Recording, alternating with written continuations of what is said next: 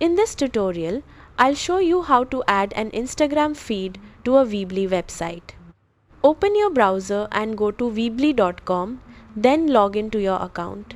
From your dashboard, select your website and click Edit Site to open the editor. Once you're inside the editor, make sure you're on the Build tab. On the left side, scroll down to the Installed Apps section and click Add App. This will open the Weebly App Center. Use the search bar to look for Instagram feed and choose a suitable app. Click Add or Connect, then return to your editor. You'll now see the Instagram feed app in your Installed Apps section.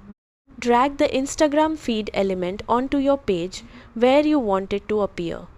Click on the element and log into your Instagram account to connect it. After authorization, your feed will automatically display on your site and update with your latest posts. When you're done, click Publish to make it live. That's how to add an Instagram feed to a Weebly website. Thanks for watching.